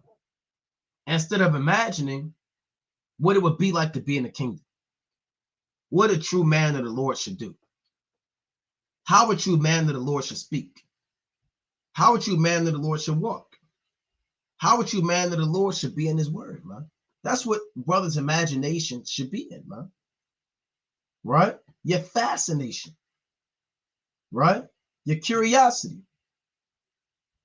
You should be preoccupied mentally, have a vivid imagination on how to replicate the life of Yahweh Shai on a day-to-day basis. Would Yahweh Shai say this? Would Yahweh Shai walk like this? Would he talk to this? Would he treat his family, his children like this? Would his house be in order? So there's a prayer that our imaginations are to seek after Yahweh Bashmi Yahweh Shai, man. Let's read this again. And that's a prayer you got to pray that the Lord don't give you imaginations over to sin and to folly and to lust and to pride, right? First Chronicles 29:18. Oh Yahweh, Bashmi Shai, God of Abraham, Isaac, and of Israel, our fathers, keep this forever. And the imagination of the thoughts of the heart of thy people, and prepare their heart to, it's like you prepare their heart unto thee. You have to prepare your mind unto the Most High, man. The preparations of the heart is something that brothers have to work on too. They call it brainstorming, right? They call it think tanks, right? These are the things that you have to deal with, man. What is brainstorming? Trying to come up with a new idea, a new imagination. You want to brainstorm better ways on how to serve the Most High. That's what it means, prepare your heart. Right? Maybe you should go on another fast. Maybe that's a way. Right? Maybe you should read more. Maybe you should pray more. Maybe you should find the congregation to gather with. Right? Maybe you should study more. There, you have to analyze and imagine how to serve the Most High in a better way. That should be in your thoughts too. How am I preparing my heart unto the Lord? Right? That goes again to your imaginations. There are things that deal with the mind. We read about the mind, imaginations, the heart, your cogitations, right? Even your conscience. Your conscience has to bear witness. That's what the Apostle Paul said in Romans the 9th chapter. So you want to have a clean conscience when it comes to serving the Most High. Let's get that in Romans 9. The Lord said, my conscience also bear me witness. Romans chapter 9:1. I say the truth of Hamashiach, I lie not. My conscience also bear me witness in the Holy Spirit. So every brother has a conscience too.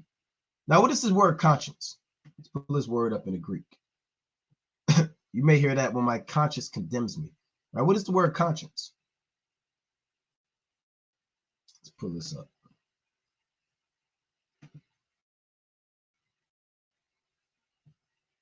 So, like, you want to play this in the Greek? Strong's G 4893.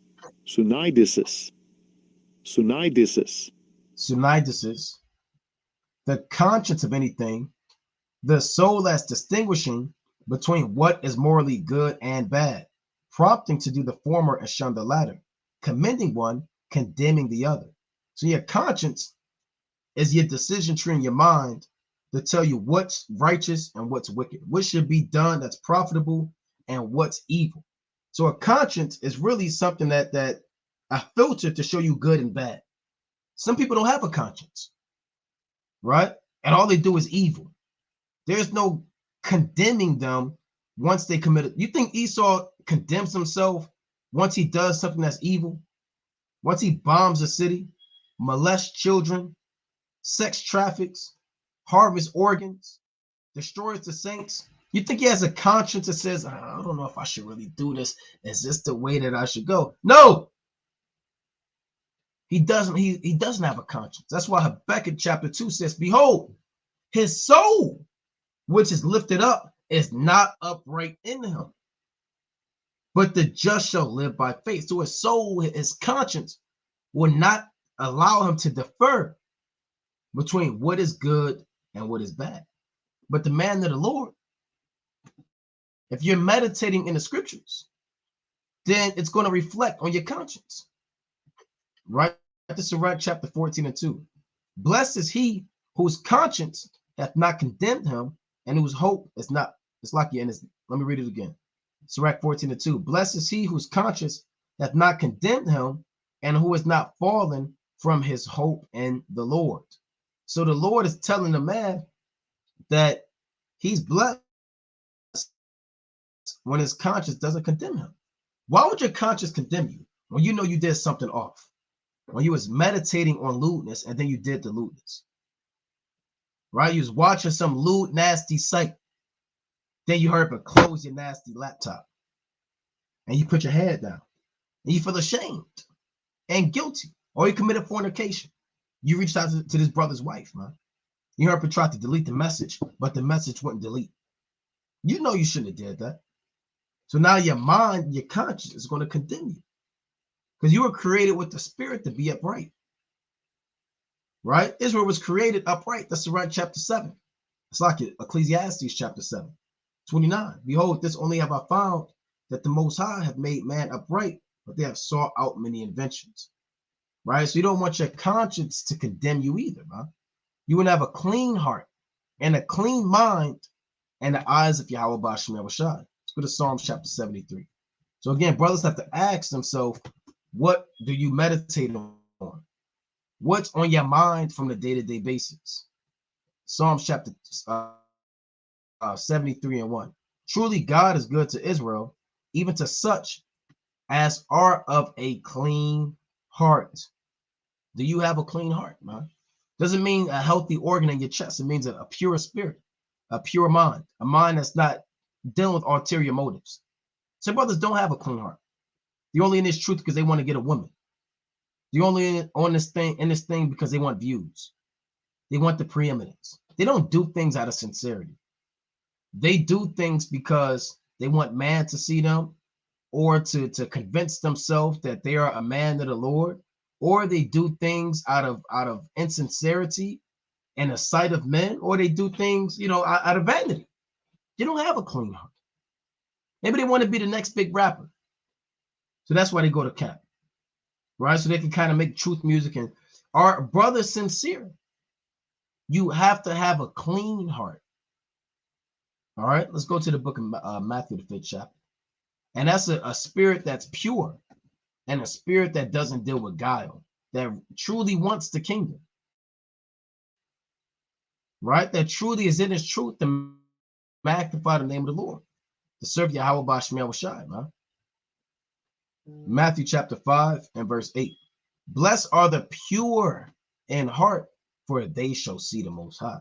So if you want the kingdom, you have to have a pure heart, right? You have to solely trust in Yahweh Bashim Yahushai. You can't be entertaining sex all day.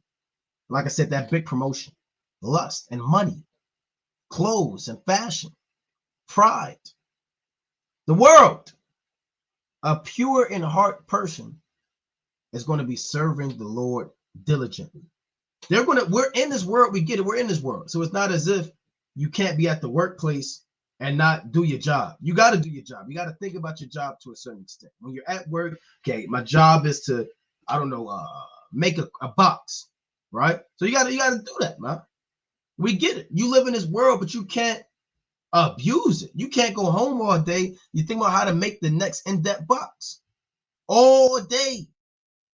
You're thinking of red boxes, brown boxes, cardboard boxes, Amazon boxes, tall boxes that say fragile on it, small boxes that say do not open, UPS boxes, FedEx boxes. You can't just have a box demon on you all day, man.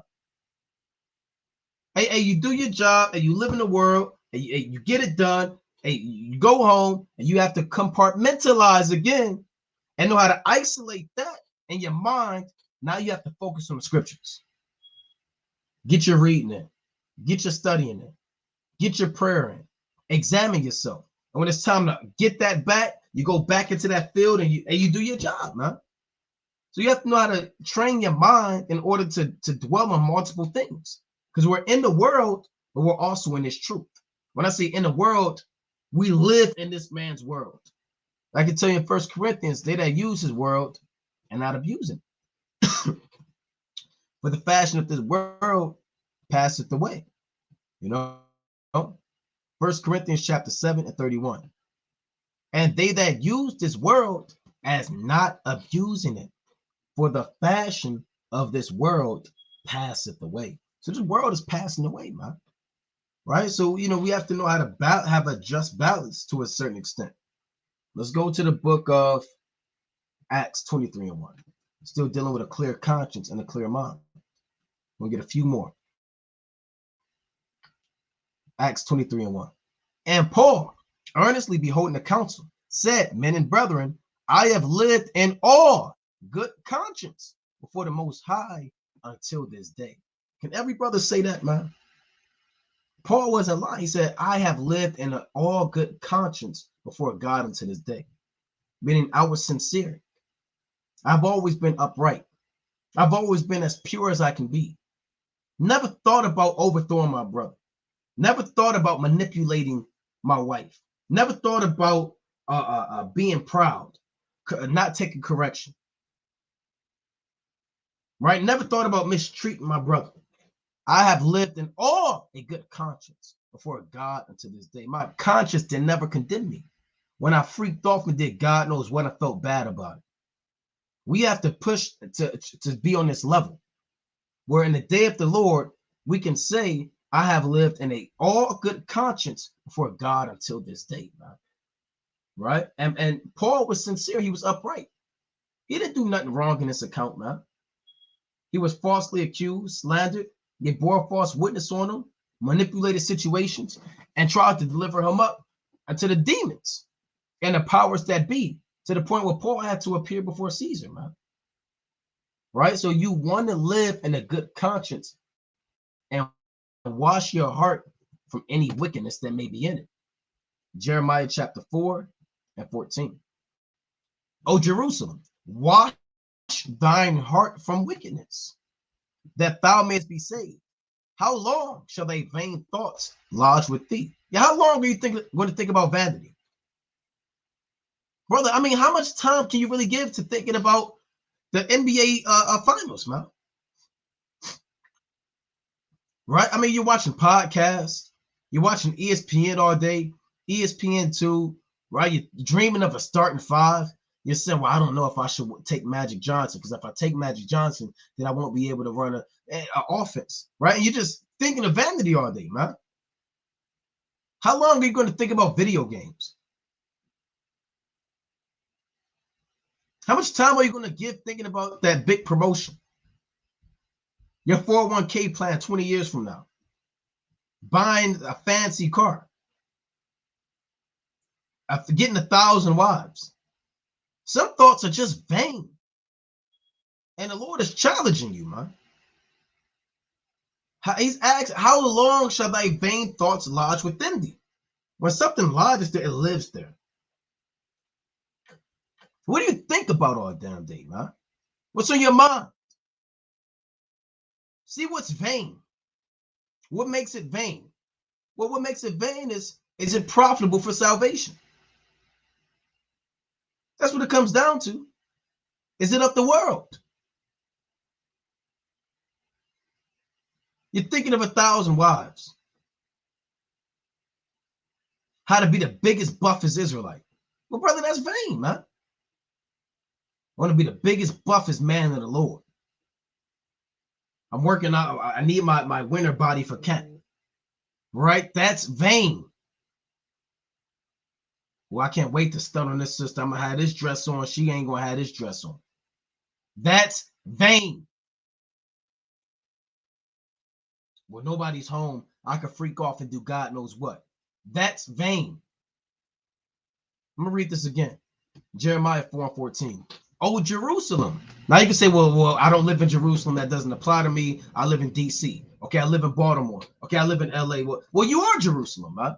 Jerusalem is a people before it's a place. So the Lord is talking to every one of us. Oh, Jerusalem, wash thine heart from wickedness, meaning cleanse your mind with the living water and the word of the Most High, that thou mayest be saved. So you might not be saved, man, if your vain thoughts continue in you. If you're entertaining envy, right, and jealousy, and thinking of getting high and smoking that cigarette, man, and not doing the work and isolating yourself, you might not be saved. How long shall thy vain thoughts lodge within thee? Right? How long shall thy vain thoughts lodge within thee? Let's go to the book of Proverbs, chapter 6 and 16. All right, so this is a big deal, man. Maintaining your thoughts, having that discipline, meditating in the field, eating the word like a sheep eats the word on a spiritual level. All these things are profitable unto your salvation. That's what the topic of this lesson is. If you aren't doing this, then you'll fall out the truth. Because if all you think about is your job, you're not going to want to read, not going to want to study. If all you think about is sex and multiple wives and shoes and clothes and worldly things, you're not going to study. You're not going to be praying. You're going to be praying less. Then you're not going to be praying at all. You're not going to be fasting. Because you're always going to make an excuse. Well, I couldn't fast this week because I was working all these hours, or I was busy, and you're going to slowly fall out of this thing. You must meditate and get your mind right and focus with a pure heart, a clean conscience, and meditate in Yahweh B'Shem Rashah. With all of these spirits trying to get in our mind, from the music to the TV to social media, we was talking about it yesterday. It seems as though they know what you damn thinking now, man. Now it seems as though Instagram, Facebook, Twitter, they know what you're thinking. You could be thinking of a burrito. Then a burrito will pop up on your screen. Then 40 other videos that show how to make a burrito or how to do this. That's just an example, but you could be thinking of damn football. Then next thing you know, your damn so-called team pop up. Okay, wow, look at that. Then it's a whole bunch of clips. Brothers, you know what I'm talking about. It's 1,000 clips now about what you was thinking of. 1,000 of them. And that's set up on purpose. If you spend 3 seconds too long looking at something on social media, it's going to alter the whole algorithm for you. There's going to be a wave of demons that shift the whole screen. Now it's everything you was thinking of for 5 seconds. And if you think of something for 10 seconds and look at it, then they're going to switch the whole wave of the system. And all these numbers are going to change. And now your whole screen is going to shift. So you got to be careful in this thing, right? You got to get your mind right, right? Because the world is against us. Proverbs chapter 6 and 16. These 6 things doth Yahweh B'Shem Yahushai hate. Yea, 7 are an abomination unto him. Let's see what the Lord hates. A proud look, a lying tongue, and hands that shed innocent blood. And heart, meaning a mind, and heart that deviseth wicked imaginations. Feet that be swift and run into mischief, a false witness that speaketh lies, and he that soweth discord among brethren. So you don't want to have a heart that deviseth the wicked imaginations. The Lord hates that, man. And the Lord is going to destroy all people that he hates. So if you have these wicked imaginations popping up in your mind, concupiscence. Yeah, some people, they undressing women with their eyes. They have these lewd sexual fantasies. All right. Oh, that what if spirit. That one night of lust spirit, man. If I had one night with you, spirit. Right? I wonder what that's evil, man. Those are wicked imaginations. A wicked imagination is also meditating on a wicked doctrine. Right? If I link this precept up with this, I can overthrow the congregation. I can be the preeminent man. If I go this right, do this, and I talk to this brother, I can cause discord and we can overthrow the camp. That's a wicked imagination. Another wicked imagination is I need to fall out the truth. I got to go back into the world. I can't. That's a wicked imagination. That's a demon telling you to go back in the world, to fall away, to go back to being who you used to be, man. I can't do this anymore. I'm going to go back to what I was doing in the world. If you have thoughts that try to get you to doubt or go back in the world, that's a demon. Right? The Lord hath no pleasure in the death of the wicked. Those are spirits ready to sift you out. So you have to, like we in Hebrews 12, you can't be weary, or if you are weary and fainting in your mind, you have to fight those thoughts. Hebrews chapter 12 and 3.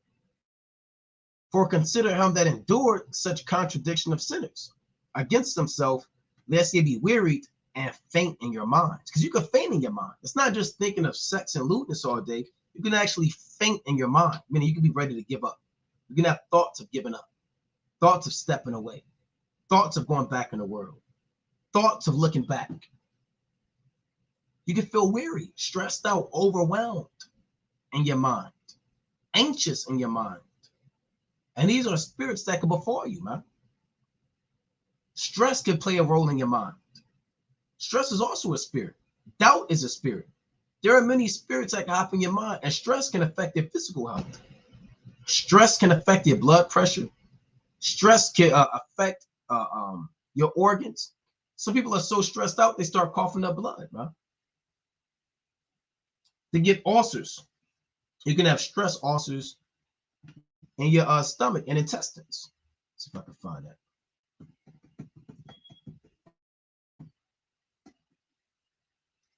See that? Stress ulcer is an ulcer caused by stress. It occurs in the stomach. Stress ulcers can cause serious complications such as infection, bleeding, and shock. So you got to be careful with it. And stress is like a demon that'll hop in your mind and make you feel overwhelmed. I can't do this. I don't know what's going on. Got to go back in the world. I can't handle this. This is too much. I'm overwhelmed. I'm in over my head. I don't know what to do. And then you just keep giving heed to it, man. Right? This is a stress ulcer. Yeah, you get a hole in your stomach. Now you're coughing up blood. Now you're bleeding. You know all of the breakdowns. You know all of the precepts. You do all, but now you can't deal with it. You got to train your mind. If you can't handle that stress in your mind, know how to confess your fault, reach out, pray, get counsel, fast. These are ways to deal with stress. Talk to a brother. Reach out if you can. Right? You may be by yourself, pray. And Yahweh Shah said that being in agony, he prayed more earnestly. So this thing could kill you. If you don't get your mind right, hey, you're not going to survive in the land of the living. See that? Acute superficial inflammatory lesions of gastric mucosa induced by abnormally elevated physiological demands such as burns, sepsis, trauma, and neurologic damage. Right? What else we got? A peptic ulcer. Look at that. Those are little holes in the bleed's stomach. Somebody that died of stress. They didn't get their mind right. And that stress demon rooted them out. The stress demon rooted them out the land of the living, right? Now you're dealing with burning, you're tired, heartburn, loss of appetite, you're vomiting, nausea, bloating, burping, weight loss, little pains. That's all because of stress. At least somebody put on the comment board, the silent killer. Stress is a demon. Remember, demons aren't just pride. Stop thinking demons are just pride and lust and slothfulness. Stress is another demon. Doubt is another demon that will play on your mind, right? Let's get that in Luke 23, how to deal with these different demons to get into your mind. Remember that it all starts up here. You have to know how to deal with these things mentally. And it's all, this truth is mental. My brothers want to faint, give up, it's all mental. Stress, it's faith, and it's mental. It's your cogitations and your thoughts, right? This is Luke chapter 20. And you have to know how to take the necessary steps in order to be healed of your stress. Some things you can't bear by yourself. You have to reach out. You have to communicate. For with such sacrifices, God is well pleased. That's written, right? Brothers aren't going to be mind readers all the time. A sister can't be a mind reader. Your husband can't be a mind reader. Your wife isn't a mind reader. They're not Professor X, man. So they're not going to know what you're really dealing with. If you're dealing with something heavy on your mind, and that's why some people commit suicide, they're dealing with depression, you have to say something, man. You know, because these things will kill you. Depression will kill you. Stress will kill you. Doubt will kill you. And they will send you back into the land of the living. And you can you got your fringes on, all of the scriptures, and still be sent back in the world, man, because you're not focusing and training your mind on how to endure the days to come, right? This is I'm on Luke 23. Salakia. Right, let's go to Luke chapter 23. Salakia, maybe, let's just get it right. Salakia. Being in agony, he prayed. 22, right? Luke chapter 22 and 44. That's what I want. This Yahushua praying in the garden. And Yahushua began to be heavy. And he dealt with a lot of stress, man. This was a big deal. You know, he didn't want to go through the crucifixion. He prayed that the Lord remove the cup from him, right? Let me get this. This is Luke chapter 22 and 41. And he was withdrawn from them about a stone's cast and kneeled down and prayed, saying, Father, if thou be willing, remove this cup from me. Nevertheless, not my will, but thine be done. And there appeared an angel unto him from heaven, strengthening him. So the Lord could send an angel to strengthen you, right? And he didn't need to be strengthened more so physically. This was strengthening him mentally, strengthening his mind in order to accept the lot and the role that he has been given from the Father, to be a sacrifice and a lamb without spot or blemish for Israel. Right? And Luke 22 and 43, and there appeared an angel unto him from heaven, strengthening him. And being in an agony, what did he do? Did he smoke a cigarette? Right? Did he do God knows what? Some people don't know how to cope with stress. They get drink. They deal with prostitutes. They get on nasty sites. They lash out in anger against their children and delicate wives. They afflict themselves. What did Yahushua do when he was in agony? And being in agony, he prayed more earnestly. He didn't pray less. He didn't seek a therapist. It says, and being in agony, he prayed more earnestly. And his sweat was as it were great drops of blood falling down to the ground. And that's an actual physical condition. Hematosis. Hematohydrosis. I believe that's the name of it. Hematohydrosis is a rare medical condition that causes a person to sweat blood. And that's through stress, emotional stress, right? So we have to know how to deal with these spirits. Another spirit that could try to overthrow our mind is doubt. And some brothers deal with doubt. You don't feel like you're a man of the Lord, feel like you're not doing enough. You don't feel like you'll never be like another brother. You compare yourself to another brother. I'll never be like this elder. I'll never be like this brother. What I'm doing is never enough. I don't know if I'm really a man of the Lord. I might as well just give up. That's doubt. That's a demon. We're here to let you know and admonish you that is an evil spirit to play on your mind to send you back into the land of the living. Right? Let's get this in St. Matthew, chapter 14 and verse 27. Here's Yahweh walking on water. Salaki, it reads, but straightway Yahweh spake unto them, saying, be of good cheer. It is I, be not afraid. And Peter answered him and said, Lord, if it be thou, bid me come unto thee on the water. So here you have the Lord walking on the water. The apostles were afraid. Peter so much said, hey, look, if that's you, Lord, ask me to come on the water and I'll come. And he said, come. And when Peter was come down out of the ship, he walked on the water to go to Yahweh. But when he saw the wind boisterous, he was afraid, and beginning to sink, he cried, saying, Lord, save me. And immediately Yahweh stretched forth his hand and caught him and said unto him, O thou of little faith, wherefore didst thou doubt? Why did you doubt? You almost died because you doubted, right? Because you didn't believe. You worried. The what ifs.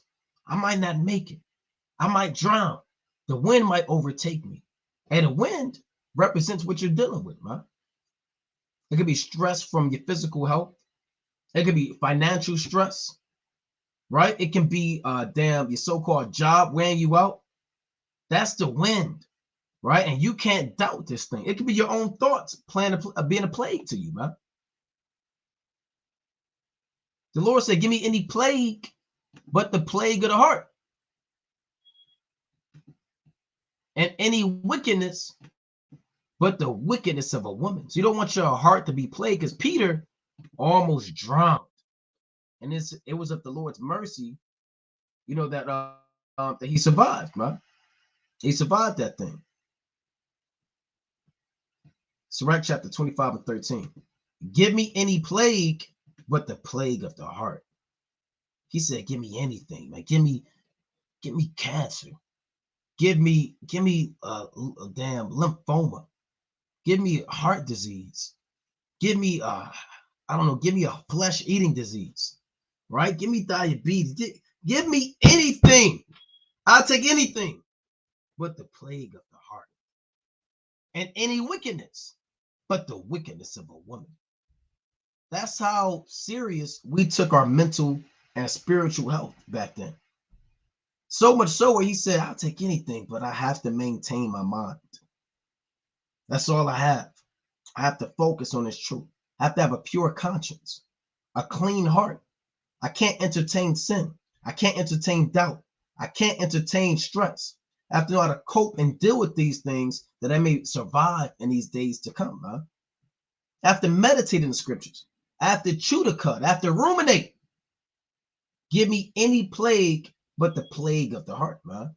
And this is something brothers must meditate on in the days that are present and in the days to come. Right? Let's go to the book of 1 Samuel, chapter 24 and 4. Right? Any plague but the plague of the heart. 1 Samuel chapter 24 and 4. It reads,